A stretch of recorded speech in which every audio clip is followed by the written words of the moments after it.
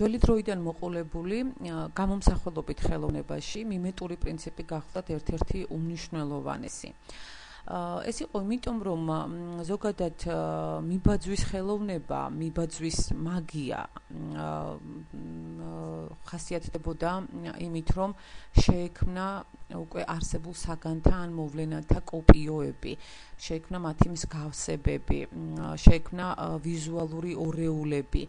და უფრო მეტიც ეს იგი მიბაძვის ხელოვნება ყოველთვის ცდილობდა რომ გამოესახა ისეთი საგნები და მოვლენები, რომლებიც სწრაფად ცვალებადნი იყვნენ დროში. ადამიანს აქვს მისწრაფება, რომ მისთვის სასურველი წამი, მისთვის სასურველი რაღაცა ნივთი მარადიულობად აქციოს, ანუ მარადიულობაში გადაიყვანოს, გააქვავოს ეს წამი. და აი ეს მისწრაფება, რომელიც ეს ასე ვთქვათ, საკმაოდ ისეთი გენეტიკური არის ადამიანისათვის, ამ მისწრაფების გაღვიძებასა და უფრო გაღვივებას სწორედ რომ მიმეტური პრინციპი ემსახურებოდა. მაგრამ მას შემდეგ რაც უკვე ფოტოგრაფია გამოჩნდა ხელოვნებაში, ეს მიბაძვის მაგია დაიჭრდილა, ის უკვე უკანა პლანზე გადავიდა და შეიძლება ითქვას, რომ ავანგარდული და პოსტმოდერნული ხელოვნებები ფაქტიურად უარს ამბობენ ხელოვნების ამ პრინციპზე. შეიძლება ითქვას, რომ მიმეტური პრინციპი მხოლოდ მასობრივ ხელოვნებაში გვხვდება, როგორც პრინციპი ხელოვნებისა. რატომ მოხდა ეს? რატომ გადავიდა მიმეტური პრინციპი, რომელიც საკმაოდ დიდი ხნის განმავლობაში წინა პლანზე იყო, რატომ გადავიდა ის უკან? თანამედროვე კულტურა გვაჩვენებს, რომ ესე იგი არტ პრაქტიკები, რომლებიც დღესდღეობით საკმაოდ ისეთი აქტუალური არის, არტ პრაქტიკა ამჯობინებს, რომ თავად რეალური პრეზენტაცია მოახდინოს საგნის და არა მისი კოპიოსი. ანუ მას არ ჭირდება საგნის კოპიოს და საგნის მსგავსი, საგნის ანალოგის პრეზენტაცია მოახდინოს სპეციალურად შექმნილ არტ სივრცეში.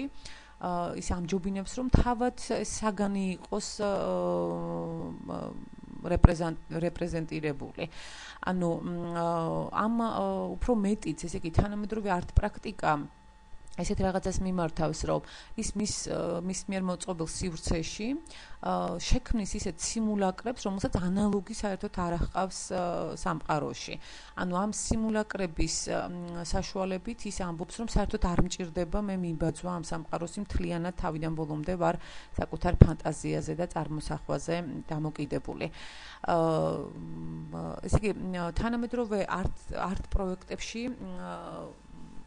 ძალიან დიდი ადგილი უკავია ფოტოგრაფიას, განსაკუთრებით ძველ ფოტოებს და დღესდღეობით ფოტოგრაფიაშიც ძალიან ისეთი აქტუალური არის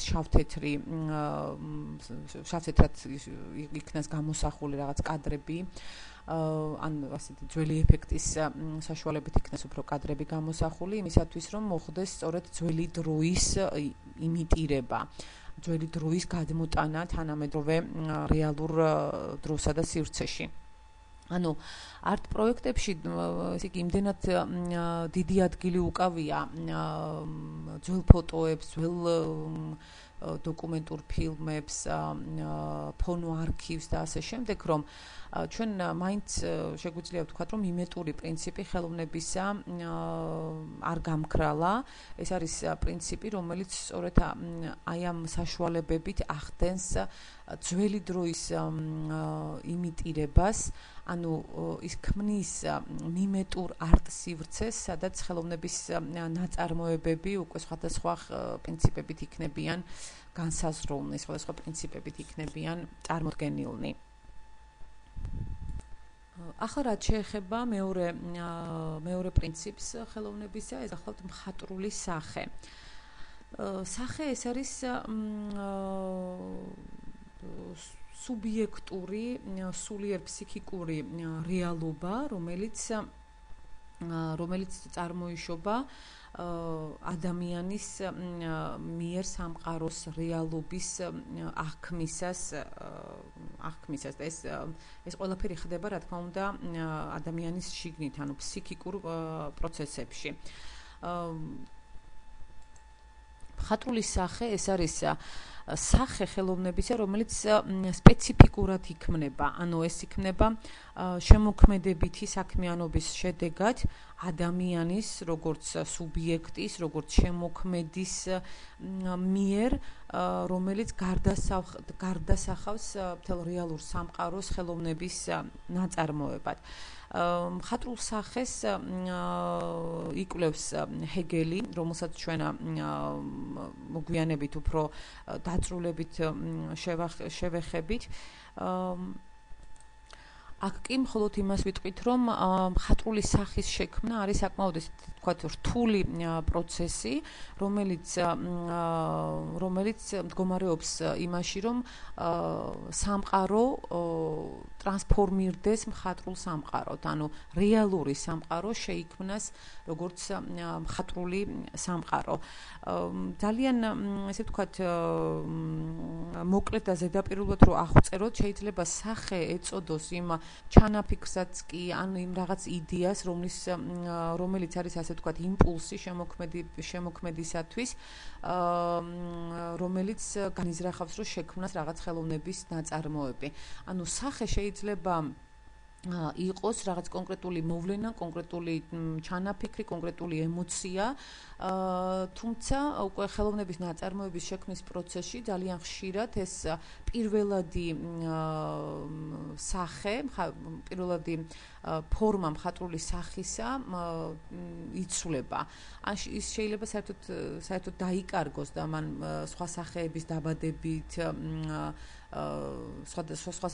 სხვა სახეების დაბადება გამოიწვიოს, ანუ თავიდან ის რა თქმა უნდა აქტუალური არის, მაგრამ შემდეგ შეიძლება საერთოდ არ გამოჩნდეს, მაგრამ უშუალოდ როდესაც მხატვრულ სახეს ვაანალიზებთ, უნდა ვთქვათ, რომ ის პირველადი რაც იმპულსის მომცემი არის ხელოვანისათვის, რომ ხელოვნების ნაწარმოების შექმნას, ისიც სახე არის, თუმცა არა ისეთი ჩამოყალიბებული მხატვრული სახე, რომელიც უკვე დასრულებულ ხელოვნების ნაწარმოებში როგორც ასეთში ჩანს. მხატვრული სახის უფრო ესე ვთქვათ მაღალი ფორმა გახლავთ მხატვრული სიმბოლო, რომელიც ასე ვთქვათ სახის განვითარებას წარმოადგენს. მხატვრული სიმბოლო ეს არის პრინციპი ხელოვნებისა, რომელიც საშუალებას გვაძლევს უკვე გამოსახული მხატვრული ნაწარმოების სახით გავიდეთ უფრო ასე ვთქვათ უფრო შორს, უფრო წინ იმისათვის, რომ მივიღოთ ესთეტიკური სიამოვნება, იმისათვის, რომ განვახორციელოთ ზოგადად ხელოვნების ნაწარმოების ესთეტიკური აღქმა. მხატვრული სიმბოლო ეს არის პრინციპი, რომელიც ესე იგი ძალიან ძნელი არის ამის ვერბალურად ასე ვთქვათ აღწერა და გადმოცემა, მაგრამ რომელიც მიემართება უშუალოდ მკითხველს, დამთვალიერებელს, მაყურებელს. ანუ ეს არის სიმბოლო, რომელიც ხელოვნების ნაწარმოებში დევს იმისათვის, რომ ხელოვანმა საკუთარი ნაწარმოების საშუალებით საკუთარი ჩანაფიქრი და ასე ვთქვათ მაყურებლის ხელოვნების აუდიტორიის ჩანაფიქრი ერთმანეთს დაამთხვიოს. ანუ მოხდეს სწორედ რომ ხელოვნების ნაწარმოების ესე ვთქვათ ჩანაფიქრის რეალიზაცია იმით, რომ ეს აუდიტორია სწორედ ამ ჩანაფიქრამდე მიიყვანოს. ამას ყველაფერს აკეთებს მხატვრული სიმბოლო. თუმცა მხოლოდ ამის გამომხატველი არ არის ეს პრინციპი. მხატვრული სიმბოლო, როგორც პრინციპი, შეიძლება ითქვას, რომ უფრო მაღალი ხელოვნებისთვის არის დამახასიათებელი და მისი ასე ვთქვათ პირდაპირი გამოხატულება გახლავთ საკრალური ნაწარმოებები ხელოვნებისა.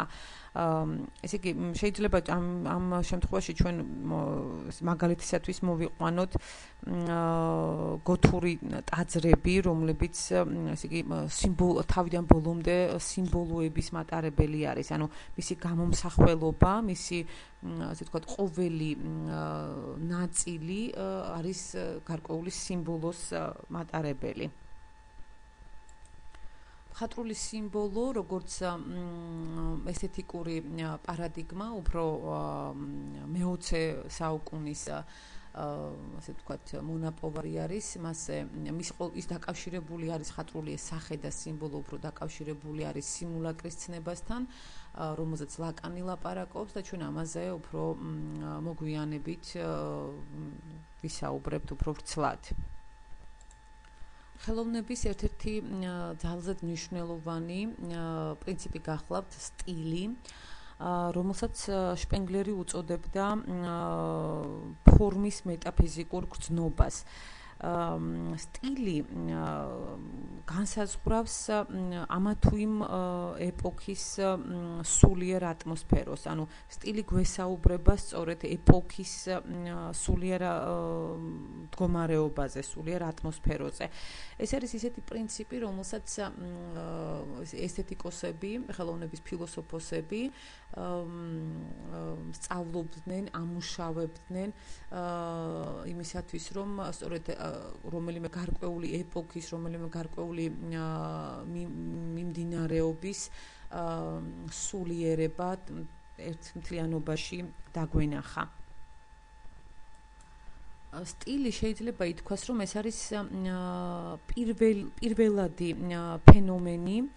სტილი ეს არის ეს იქნება ხელოვნების იქნება ეს ხელოვნებაში, რელიგიაში, აზროვნებაში თუ ზოგადად ცხოვრებაში. ეს არის ისეთი რამ, რომელიც ადამიანს, როგორც ადამიანს აფუძნებს. ეს არის ადამიანის ალტერ ეგო, მისი სარკისებური გამოხატვა ამ სამყაროში. ანუ მისი მეორე მხარე, რომლითაც ის ხელოვნებაში, როგორც შემოქმედი არსებობს. სტილი ზოგადად ეს არის როგორც ხელოვანის გამსაზღვრელი, ასევე მთელი მიმდინარეობის გამსაზღვრელი ხელოვნების ისტორიაში. ანუ ეს სტილი ეს არის ფაქტიურად საშუალება, რომლის საშუალებითაც ჩვენ შეგვიძლია ხელოვნების ნაწარმოებები განსხვავებული ხელოვანებისაგან შექმნილი ხელოვნების ნაწარმოებები ერთ მთლიანობაში დავინახოთ. და ბოლოს ფორმა და შინაარსი. ანუ ფორმა და შინაარსი ხელოვნების ნაწარმოებისა სწორედ რომ სტილით განისაზღვრება. სტილთან ერთად მხატვრული ნაწარმოების ფორმასა და შინაარსს განსაზღვრავს ასევე მხატვრული სახე და მხატვრული სიმბოლო. ძალიან ძნელი არის ხელოვნების ნაწარმოების შემთხვევაში განვასხვავოთ რა არის საკუთრივ ფორმა და რა არის საკუთრივ შინაარსი. იმიტომ რომ ეს არის მხატვრული ნაწარმოების ორი მომენტი, რომელიც ერთმანეთში ისი არის გადახლართული, რომლებიც ერთმანეთით განისაზღვრებიან, ერთმანეთს განაპირობებენ. ამიტომ ცალ-ცალკე მათი გამოყოფა და განსაზღვრება საკმაოდ რთული პროცესი გახლავთ. შეიძლება ფორმა და შინაარსი ხელოვნების ნაწარმოებისა განსაზღვროთ შემდეგნაირად, რომ პირველი, როდესაც ფორმა ჰარმონიულად შეესაბამება ხელოვნების ნაწარმოების შინაარსს და ისინი აბსოლუტურ შეთანხმებაში მოდიან ერთმანეთთან, მეორე შეიძლება კონდეს საქმე ისეთ ხელოვნების ნაწარმოებთან, სადაც ესე იგი შინაარსი უფრო მრავლისმეტყველი არის, შინაარსი უფრო კარგად გამომხატველი არის ნაწარმოებისა, ვიდრე საკუთრივ ფორმა და შეიძლება არსებობდეს ასევე მესამე გვარი ხელოვნების ნაწარმოები, როდესაც ფორმა მთლიანად ასე ვთქვათ აქრობს, მთლიანად დაჩრდილავს ხელოვნების ნაწარმოების შინაარსს. ამრიგად ჩვენ გავეცანით ხელოვნების ძირითად პრინციპებს, რომელიც დამახასიათებელი არის სწორედ კლასიკური ხელოვნებისათვის.